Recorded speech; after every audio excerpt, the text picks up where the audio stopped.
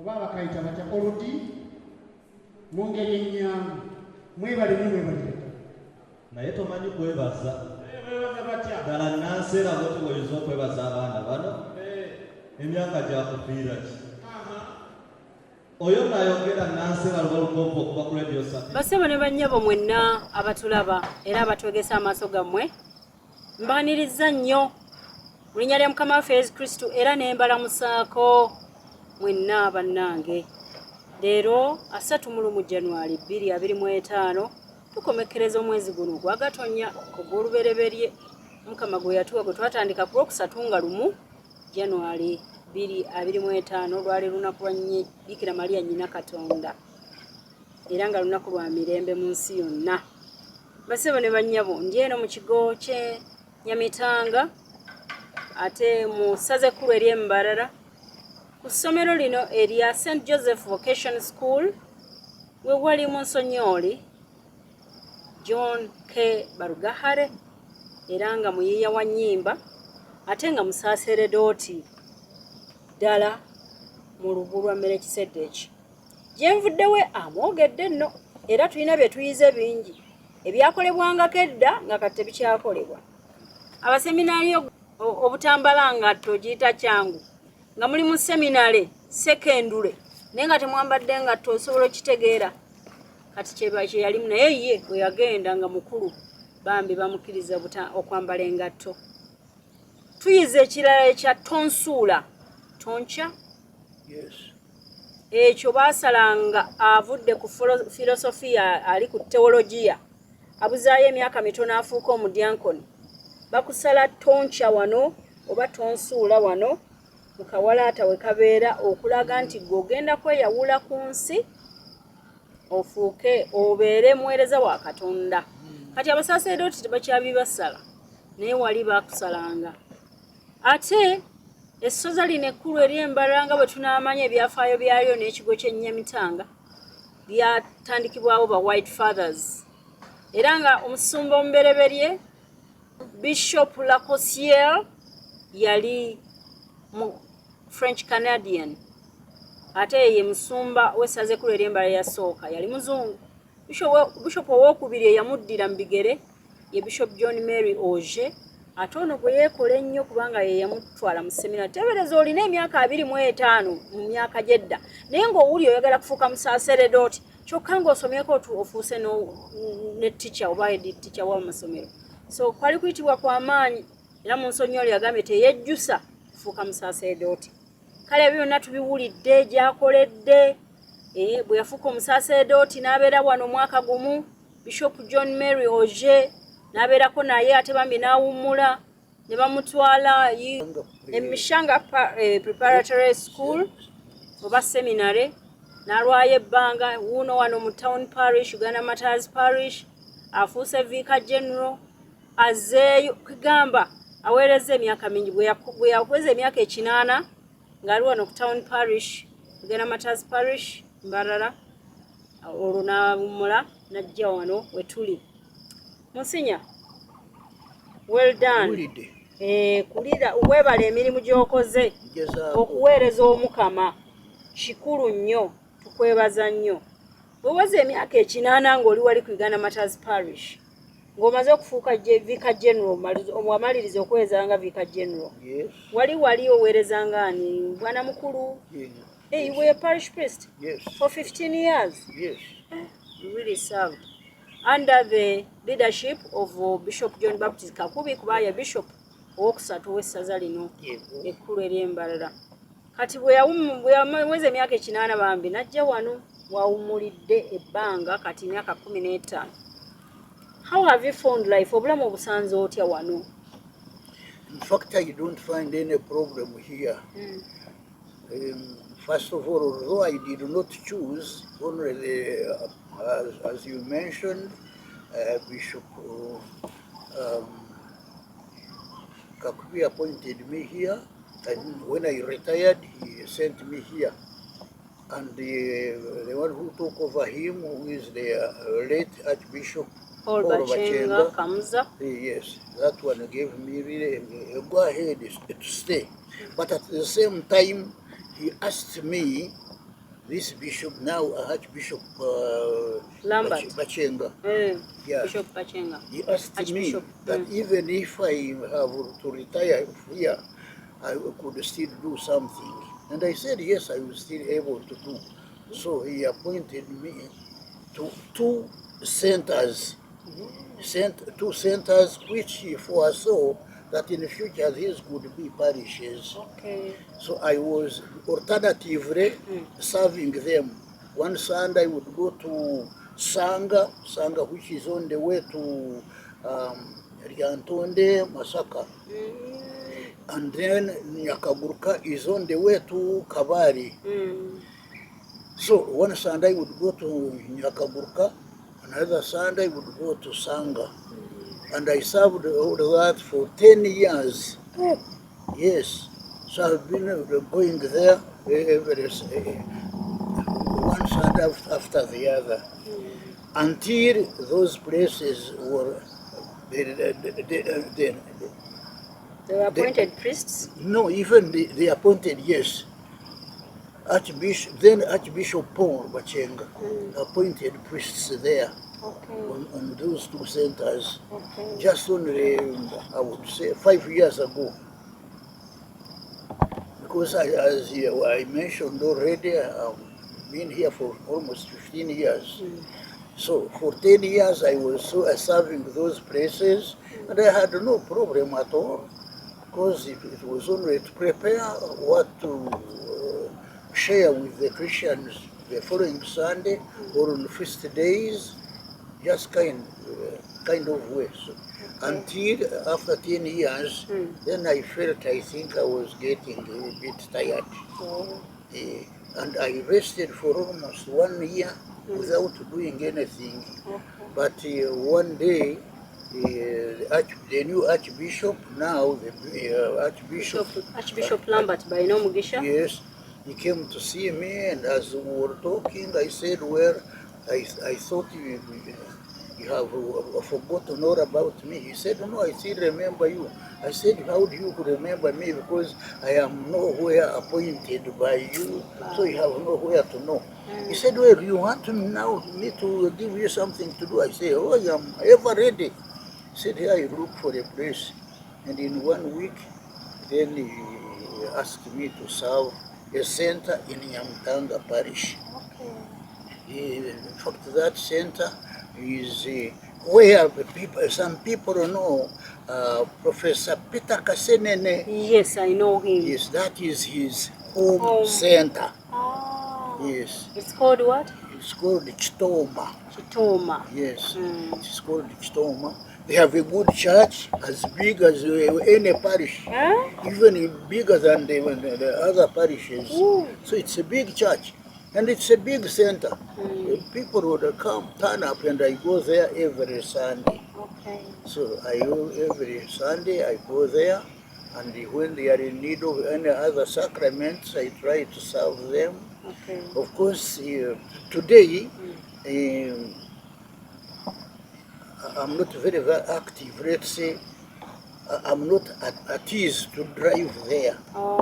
So I have somebody who drives me there every Sunday. But when somebody fails to come, I drive myself there. Yeah. You still drive very well? Yeah. Okay. Yes. So I have no problem. And with the community here whom I'm living with, the priests who are here, we are ever happy. I feel satisfied on the place. That is good. And I feel probably if I was doing nothing, I don't know what it would be. It would be probably a bore. Yeah. But the fact that now I have something to do, I feel very active. It makes you more healthy. Still enjoying my vocation. Instead of just sleeping. Yes. It's really my pleasure here. And I am, whoever wants to see me, they always find me here. Yes, some Christians come for guidance, they say, for counseling. They come here. I talk to them. Just like that. Okay. Yes. That is a great work. Well done, Monsignor. I try my best. At your retirement, you're still active. You are retired but not tired. Yes, yes, Good. exactly. That is great. What are some of the challenges you have faced in life as a priest? As I told you, my background, I lost my mother when I was young. At 6 years. Yes, but I grew up with my stepmother, and I never regretted my stepmother. She really looked at me as you very well? one of her children. Really? So she looked after me very, very well. So she had some children with your father? Yes, yes. And where are they? They are at home. Oh. Yeah, some are still alive, some have died. Okay. But those who are alive, they are still at home in They are Step mature? Parish. Yes, most of them have got their homes. Their family, they are family now, family members. Yeah, all of them. I think they were 4 boys. The 4 boys have their homes. The 4 girls, the girls also, they got married. They have their home. Yeah, that is in Step Parish. So. A bit of a challenge, because since I became a priest, and as I said, my father was not able to Pay your school fees. Yeah, so I had to a certain extent to take a bit of responsibility in one way or another To support them. to support them. Yes. Okay. So that has not been a change. Then as a priest, even as a priest, I have not complained. I think the diocese, even after my retirement, the diocese is still looking after me. Really? I feel very well, a bit satisfied How with what is is being it done. looking after you in terms of treatment, in Yes, giving you yes, some pocket money for yourself? There is nothing as a pocket money, but now and then at least they give something to me. Now and then. Okay. Yes. That is great. So I don't think of a problem. But Only there are some crosses you have carried because they say very, very much, yes. Then after my ordination and my appointments, I started and continuing to do the composition of music. And I did, as I told you, the first year where the Archbishop, the Bishop John Mary Auger had appointed me, he wanted me really to improve the choir of the parish. Basebo ne bannyabo nyongera okubaaniza tukyali ne Monsignor John K. Barugahare Kafukuzi. John Kafukuzi Barugahare here with me, and he's been sharing a lot, especially life after his retirement. Tuli wano ne Monsignor Yohana Kafukuzi Barugahare wano ku ssomero lya Yozefu Vocation School Nyamitanga, ekigo kye Nyamitanga eririnaanye. Monsignor yatubuulidde gye yayita kati gono yalwirayo ddala. Gono emyaka 7 bwe yafuna obusaaseredooti mu 1967 era n'ayongera okuweereza ebifo abibabuulidde. Ate kati bwe yaweza emyaka 8 ng'ali wali mu Uganda Martyrs Parish n'awummula. Bwe yawummula awummulidde wano emyaka gigenda mu 15 n'afuna emirimu n'aweereza waliwo substations oba ebisomesa yabadde aweereza ebisomesa 10. Ebisomesa abiweereza emyaka 10 ebyo. Okay, abadde aweereza mu kisomesa ky'Essanga n'ekya Nyakaguruka bo baziyita centers naye ffe tubiyita bisomesa.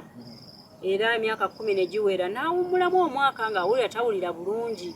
Naye omwaka nga guweze Ssaabasumba omujja omulonde Right Reverend Lambert Balina Omugisha yajjako wano n'amukyalira n'amugamba taata nange ozze okundaba mbadde mmanyi wanneerabira dda. Agamba sikwerabiranga nkumanyi nti lwaki nkwerabira nti sirina wendi nti oba ndi mu kigo kino oba woono mumanyi otya. N'amubuuza nti okyagala okuweereza n'amugamba wayitawo wiiki n'amufunira waweereza era kati ayina station waweerereza ye station y'ekitooma eyo nno yezaalibwa Professor Peter Kasenene is a professor. Yes. Oyo omusirikale wa Papa Mulamba Popo Night. Yes. Ayina ne hotere ye Bugolobye eyo nagendayo keweeyo. So kitooma kikati jaweereza n'agamba oluusi bamuvuga n'agendayo ku Sande ayongera okubateekateeka oba oluusi yeevuga ne mubuuza nti bisomoozo ki by'osanze ng'omusaaseredooti agamba nze nolowooza nsanze ebisomoozo yadde obusaaseredooti mugugu naye sisanze nnyo bisomoozo ekisooka kinaliisa ekisomoozo mama wange kufa ku myaka 6 yafa ku myaka 6 nali kisenge ekisomoozo naye step mother wange oba mama tata gwe yaddamu okuwasa teyandaaza teyankabya kayirigombe yantwala bulungi ng'omwana we nankuza naye lwakuba tata teyalina ssente naye ye mama yandabirira yazaalamu abaana abawera era noono naye n'abakwatako ne basoma era kati gye bali abamu ate abamu baafa ye si kisomoozo n'akamu era ebisomoozo alina bitono mpozi okuyiiya ennyimba ekyo si kisomoozo kati kumpi ye talina bisomoozo by'amaanyi ye nga father oba ye nga Monsignor John K. Barugahare. Yes. Awe tukomye. What did you call another challenge apart from? As I said, after my appointment at Nyamtanga, then I started the composition because it is what the bishop who appointed, who had accepted me into the seminary, then he has ordained me. What he then wanted? He appointed me on his cathedral. How was it a challenge? Training in music? Yes. Yeah. Then I had to look into that music, and if it happened that on Sunday they sang something of the Latin, and the bishop's house is not far away, he would hear it and he would call me and say, "What has gone wrong? Oh, Do you know why I appointed you?" that here?" white bishop? Yes, he's my own bishop. So Okay. that urged me or forced me to continue to do music. You know, But were you had already studied music, of course, in the seminary? yes, You of knew how course, to write yes. notation? Yes. Kakati kyeyaliise ng'ekisomoozo mpozi kumulonda kubeera kusomesa music wano. Appointment ye yasooka bishop omulungi ennyo yamuwa obusaaseredooti ate nga ye yamuyingiza mu seminariyo. Bishop John Mary Oje yamulonda atandika okuba ng'ayigiriza oba akulembera music wano ku kigo ku cathedral Nyamitanga. Naye tebyali nnyo byangu, jjukira abantu baali bayimba Lulatini. Kati ate nga Vatican eyokubiri yatuta. Kati ng'alina okubiyigiriza music mu lulimi luli olunankole ebyeshongoro nga balina obbimba muki olunankole kale ne batabula n'Olulatini naye nti singa baayimba obubi oba ne bava ku nnota bishop yali wali kumpi ennyumba ye yali wali kumpi ng'awulira bwe bitagendanga bulungi ng'amuyita nti kiki ekibaddewo ebintu nga tebiteredde kale ekyakiyita kisomoozo naye nga si kisomoozo ky'amaanyi baayafuba nnyo yali ayize music mu seminari e Katigondo ng'era amumanyi bulungi omuwandiika. Thank you very much Monsignor. Tuwummulemu katono bannaffe abatulaba YouTube channel Nabale Justin Catholic Anticum katuwummulemu katono tukomewo. Bannaffe abatuwuliriza ku Mpoza Radio Sapiensia 94.9 y'amagezi babale nnyo okutuwuliriza. Nkyali ne Monsignor John K. Barugahare wano mu kigo ky'e Nyamitanga mu essomero lya St. Joseph Vocation School mu ssaza ekkulu ery'Embarara. Katukomewo katono ate ayongera otubuulira ku bulamu bwe ng'awummudde emirimu gy'obusaaseredooti giri emingi appointments nga kati aweereza naye nga katono naye ayongera otubuulira kikyasanze.